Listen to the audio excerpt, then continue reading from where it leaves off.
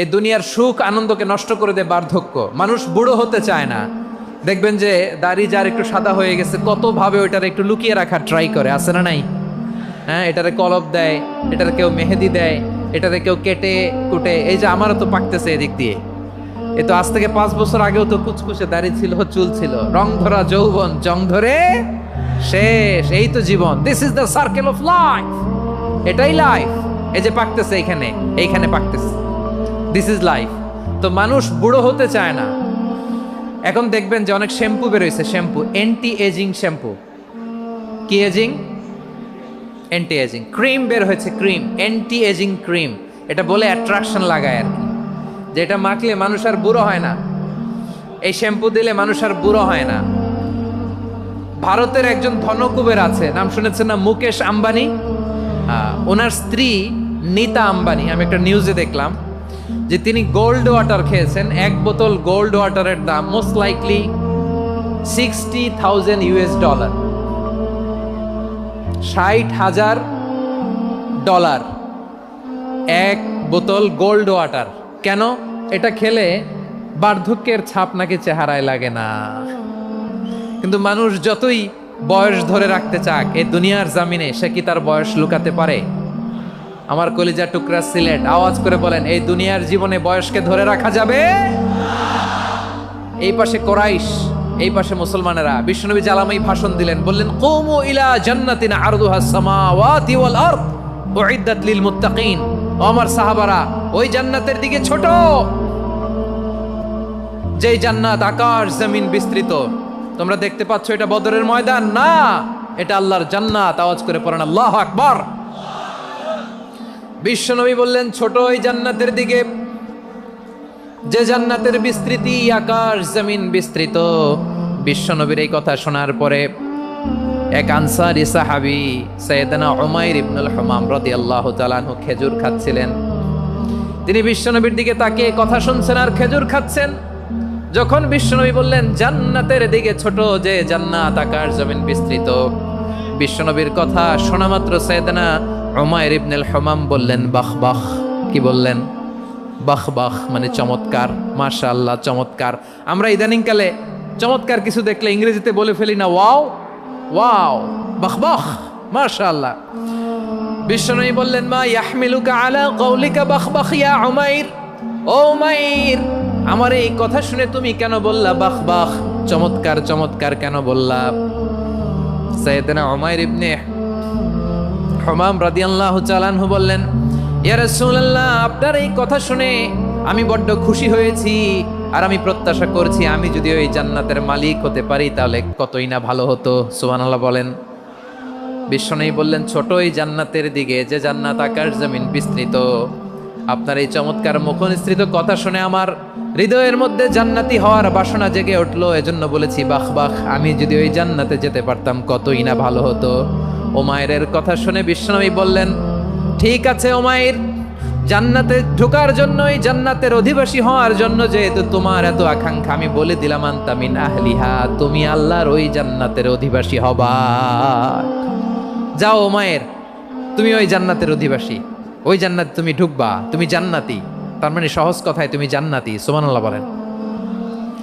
যখনই বিশ্বনবী বললেন জান্নাতি, সাইয়েদনা উমাইর রাদিয়াল্লাহু তাআলা আনহু খেজুর খাচ্ছিলেন আর মনে মনে ভাবে, বিশ্বনবী যখন ওয়ারেন্টি দিয়েছে, বিশ্বনবী যখন গ্যারান্টি দিয়েছে আমি জান্নাতে যাব, তাহলে হাতে তো এখনো 3টা খেজুর বাকি।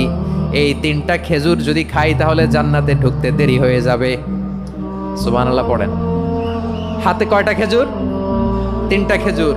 বিশ্বনবী বললেন, উমাইর আনতা মিন আহলিহা, তুমি ওই জান্নাতের অধিবাসী, তুমি জান্নাতি। উমাইর চিন্তা করলেন, আমি জান্নাতি, নবীর মুখ দিয়ে যখন বেরোইছে ওই জান্নাতে তো আমার ঢুকতেই হবে, কিন্তু হাতে 3টা খেজুর খেয়ে যদি জেহাদের ময়দানে যাই তাহলে জান্নাতে যেতে তো দেরি হয়ে যাবে। এই চিন্তা আসা মাত্রই খেজুর 3টাকে তিনি ছুঁড়ে মারলেন, তলোয়ার বের করে আল্লাহু আকবার বলে বদরের ময়দানে ঝাঁপিয়ে পড়লেন। আল্লাহর শত্রুদেরকে কচুকাটা করে এক পর্যায়ে শাহাদাতের সুধা পেয়ে নিজেও জান্নাতি হয়ে গেলেন। পড়েন সুবহানাল্লাহ। আমরা দুনিয়ার বুকে আমরা হয়েছি দুনিয়ার পাগল, ক্ষমতার পাগল, সম্পদের পাগল, খ্যাতির পাগল। বিশ্বনবী তার সাহাবাদেরকে বানিয়েছিলেন জান্নাতের পাগল। পড়েন সুবহানাল্লাহ। সূরাতুল আহজাবের 45 এবং 46 নম্বর আয়াত আমি তেলাওয়াত করেছি, যেখানে আল্লাহ তাআলা বিশ্বনবীর 5টি বৈশিষ্ট্যের কথা বলেছেন। কয়টি? সবাই বলুন আওয়াজ করে, কয়টি? 5টি বৈশিষ্ট্যের কথা আল্লাহ তাআলা এই আয়াত দুটিতে উল্লেখ করেছেন। বিশ্বনবী সাল্লাল্লাহু আলাইহি ইসলামের জীবনী, ওনার বায়োগ্রাফি নিয়ে কথা বলাটা দুষ্কর, কারণ এটার কোনো শেষ নাই, কুল নাই, কিনারা নাই, বিয়ন্ডলেস, বাউন্ডলেস, বটমলেস। সুবহানাল্লাহ বলেন।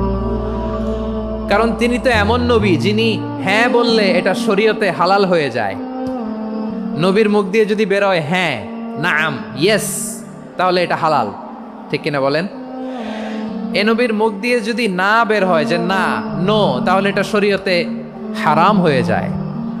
কেমন নবী আমরা পেয়েছি, যিনি হ্যাঁ বললে হালাল, না বললে হারাম, যিনি সাব্বাবা, এই আঙ্গুলি উপরের দিকে উঁচু করলে চাঁদ ভেঙে 2 টুকরা হয়ে যায়, যে নবী জমিন থেকে পা উঁচু করলে আল্লাহর আরশে মেরাজে চলে যায়, এমন নবীর উম্মত আমরা হয়েছি। যে নবীকে বাদ দিলে কোরআন বোঝা যায় না, কারণ এ নবীর উপরই কোরআন নাজিল করেছে কে? এ নবীকে বাদ দিলে হাদিস বোঝা যায় না, কারণ হাদিস তো এ নবীর মুখনিসৃত পবিত্র বাণী। সুবহানাল্লাহ পড়েন। এ নবীকে বাদ দিলে জান্নাত চিনা যায় না, কারণ জান্নাত তিনি চাক্ষুষ দেখে এসে আমাদেরকে মেরাজ শেষে বর্ণনা করে শুনিয়েছেন। এ নবীকে বাদ দিলে জাহান্নাম চেনা যায় না, এ নবীকে বাদ দিলে আমার রবকে চেনা যায় না, ঠিক কিনা বলেন? তো বিশ্বনবীর 5টি বৈশিষ্ট্যের কথা আল্লাহ তাআলা এই সূরাতে উল্লেখ করেছেন। আল্লাহ রাসূল সাল্লাল্লাহু আলাইহি ওয়াসাল্লাম যখন মক্কাতে দাওয়াত দিচ্ছিলেন, মক্কার কুরাইশরা নানাভাবে বিষ্ণু ঈসা ইসলামকে কষ্ট দিচ্ছিল, নানাভাবে ট্যাগিং করছিল, মিথ্যা অপবাদ দিচ্ছিল। কখনো কখনো তারা বিশ্বনবীকে বলছিল মিথ্যাবাদী, কাযযাব। কখনো বলছিল যে তুমি হচ্ছে জাদুকর, সাহের। কখনো বলেছে শায়ের, মুহাম্মদ তুমি কবি। কখনো বলেছে কাহেন, মুহাম্মদ তুমি গণক। এবং কখনো বলেছে মুহাম্মদ তুমি হচ্ছে মাজনুন, মানে পাগল। আওয়াজ করে সবাই পড়ুন, নাউযু বিল্লাহি মিন যালিক। তাহলে বিশ্বনবীকে মৌলিকভাবে এই 5টি অপবাদ দিয়েছে। আমার কলেজা টুকরা সিলেটের ভাইরা, বিশ্বনবীর ব্যাপারে মিথ্যা অপবাদ মৌলিকভাবে দিয়েছে কয়টি? 5টি। বলেছে তুমি মিথ্যাবাদী, বলেছে তুমি গণক, তুমি কবি, তুমি পাগল, তুমি জাদুকর। বিশ্বনবীকে যে এই 5টি অপবাদ দেয়া হলো, আল্লাহ তাআলা এটা সহ্য করেননি। এই 5টি অপবাদের বিপরীতে আল্লাহ তাআলা বিশ্বনবীর 5টি চমৎকার বৈশিষ্ট্য উল্লেখ করে সূরাতুল আহজাবের 2টি আয়াত নাজিল করেছেন। আওয়াজ করে পড়েন আল্লাহু আকবার। 5টি চমৎকার বৈশিষ্ট্য সূরাতুল আহজাবের ভেতরে রব্বুল আলামিন উল্লেখ করে আমাদেরকে জানিয়ে দিচ্ছেন, ইয়া আইয়ুহান নাবিয়্যু ইন্না আরসালনাকা শাহিদান ওয়া মুবাশশিরান ওয়া নাযীরা ওয়া দাঈয়ান ইলাল্লাহি বিইذনিহি ওয়া সিরাজাম মুনীরা। পড়েন আল্লাহু আকবার।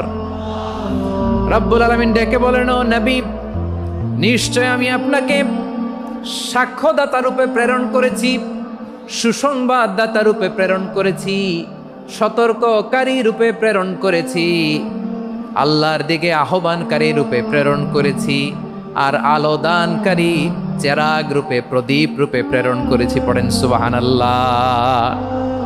5টা বৈশিষ্ট্য। 1 নম্বরে আল্লাহ তাআলা বলেন, হে নবী, নিশ্চয় আমি আপনাকে সাক্ষ্যদাতা হিসেবে প্রেরণ করেছি। সাক্ষ্যদাতা, বিষ্ণু ঈসা ইসলাম সাক্ষ্য দিবেন, এজন্য শাহিদ। শাহিদ মানে সাক্ষ্যদাতা। আওয়াজ করে বলুন, শাহিদ মানে কি? তিনি সাক্ষ্য দিবেন।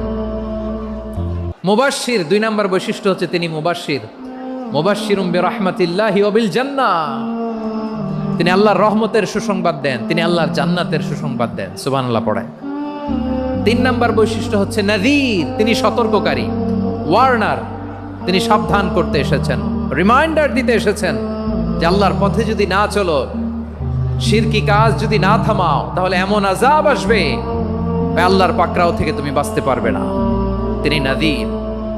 বিষ্ণু ঈসা ইসলামের 4 নম্বর বৈশিষ্ট্য হচ্ছে দাঈয়ান ইলাল্লাহ, তিনি আল্লাহর দিকে আহ্বানকারী। এই যে আমরা আমাদেরকে পরিচয় দেই যে আমরা দাঈ, বলি না? বলি যে উনি হচ্ছেন একজন দাঈ ইলাল্লাহ। বহু বচনে আমরা বলি আদ-দুআত ইলাল্লাহ। এটা কোরআনের এই আয়াত থেকে এসেছে। সুবহানাল্লাহ পড়েন। ওয়া দাঈয়ান ইলাল্লাহি বিইذনিহি। আল্লাহর আদেশে বিষ্ণু ঈসা ইসলাম আল্লাহর দিকে মানুষকে ডাকেন। এবং বিষ্ণু ঈসা ইসলামের 5 নাম্বার বৈশিষ্ট্য হচ্ছে সিরাজাম মুনীরা, আলো দানকারী প্রদীপ, আলোকদীপ্ত প্রদীপ, যে আলো দিয়ে তিনি গোটা বিশ্বকে আলোকিত করেছেন। আওয়াজ করে পড়েন আল্লাহু আকবার। তাহলে মোট 5টি বৈশিষ্ট্য নিয়ে আমরা কথা বলবো বিশ্বনবীর। আওয়াজ করে বলুন কয়টি? 1 নম্বরে হচ্ছে শাহিদ, বিশ্বনবী সাক্ষী দিবেন। কি দিবেন?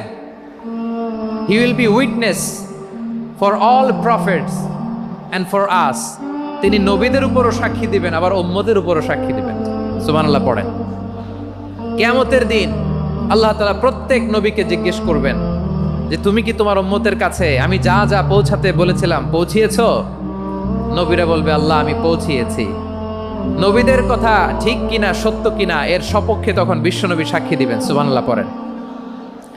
এজন্য রব্বুল আলামিন বলেন ফাকাইফা ইযা জিনা মিন কুল্লি উম্মাতিন বিশাহিদিন ওয়া জিনা বিকা আলা হাউলাই শাহীদা। তখন কেমন হবে যখন প্রতিটি উম্মত থেকে আমি একজনকে সাক্ষ্য হিসেবে বের করে আনবো, আর তাদের উপরে নবী আমি আপনাকে সাক্ষ্য বানাবো। পড়েন সুবহানাল্লাহ। তাহলে সব উম্মতের ব্যাপারে সেই উম্মতের নবীরা সাক্ষ্য দিবে, আর ওই নবীদের উপরে আমাদের নবী বিশ্বনবী সাক্ষ্য দিবেন। সুবহানাল্লাহ পড়েন। এজন্য বিশ্বনবী হচ্ছেন শাহিদ।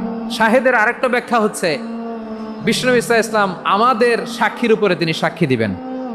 তিনি নবীদেরও সাক্ষী, আবার আমাদের উপর উম্মতের উপরও সাক্ষী। সুবহানাল্লাহ পড়েন। রব্বুল আলামিন বলেন وَكَذَلِكَ جَعَلْنَاكُمْ أُمَّةً وَسَطًا لِتَكُونُوا شُهَدَاءَ عَلَى النَّاسِ وَيَكُونَ الرَّسُولُ عَلَيْكُمْ شَهِيدًا। আর অনুরূপভাবে আমি তোমাদেরকে মধ্যমপন্থী উম্মত হিসেবে তৈরি করেছি, প্রেরণ করেছি। ব্যালেন্সড উম্মাহ, মধ্যমপন্থী উম্মাহ হিসেবে প্রেরণ করেছি, যাতে করে তোমরা সবার উপরে সাক্ষ্য দিতে পারো, আর যাতে তোমাদের নবী হতে পারে তোমাদের উপরে সাক্ষ্যদাতা। পড়েন সুবহানাল্লাহ। আমরা হচ্ছি ব্যালেন্সড উম্মাহ, আমরা সবার ব্যাপারে সাক্ষ্য দিব, আর আমাদের উপর সাক্ষ্য দিবে স্বয়ং বিশ্বনবী। সুবহানাল্লাহ পড়েন। তাহলে আমাদের নবী নবীদের উপরও সাক্ষী, আমাদের উপরও সাক্ষী। সেই বুখারীতে এসেছে আল্লাহ তাআলা কিয়ামতের দিন সাইয়েদনা নূহ আলাইহিস সালামকে বলবেন, নূহ তুমি কি দাওয়াত পৌঁছিয়েছো তোমার উম্মতের কাছে? নূহ আলাইহিস সালাম বলবেন হ্যাঁ আমি পৌঁছিয়েছি। এবার নূহের উম্মতকে আল্লাহ জিজ্ঞেস করবেন, এই নূহের উম্মতেরা তোমাদের নবী নূহ কি দাওয়াত পৌঁছিয়েছে? নূহের উম্মত বলবে না আল্লাহ, আমাদের কাছে কোনো সতর্ককারী আসে নাই, কোনো নবী টবি আসে নাই, কোনো দাওয়াতও আমরা পাই নাই, আপনারাও চিনি নাই, জান্নাতও চিনি নাই, জাহান্নামও চিনি নাই। নূহ আলাইহিস সালাম বিপদে পড়ে যাবেন। তখন আল্লাহ বলবেন নূহ তুমি বললা পৌঁছিয়েছো, তোমার উম্মত বলে কিছু পায় নাই। নূহ তোমার কি কোনো সাক্ষী আছে? তোমার কথা আর তোমার উম্মতের কথা তো মিলে না। তুমি বললা তুমি আমার নির্দেশনা দাওয়াত পৌঁছে দিয়েছো, কিন্তু তোমার উম্মত বলে পায় নাই। নূহ তোমার পক্ষে কোনো সাক্ষী আছে? নূহ আলাইহিস সালাম বলবেন আছে। কে? উম্মতে মুহাম্মাদি। তখন আমরা বলবো আল্লাহ, আল্লাহর নবী নূহ আলাইহিস সালাম তিনি আপনি যা যা বলেছেন ঠিক তা তা তার উম্মতের কাছে পৌঁছে দিয়েছে।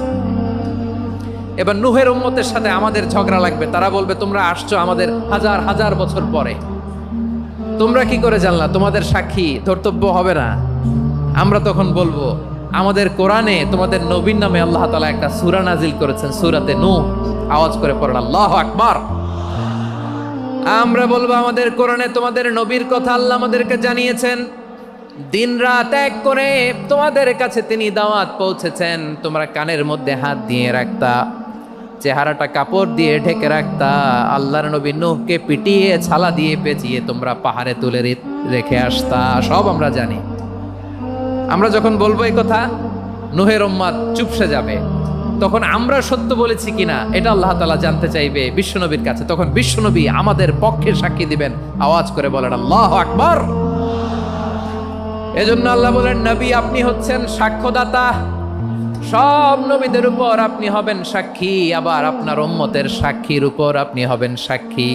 তার মানে নবী গো, কিয়ামতের কঠিন ময়দানে আপনি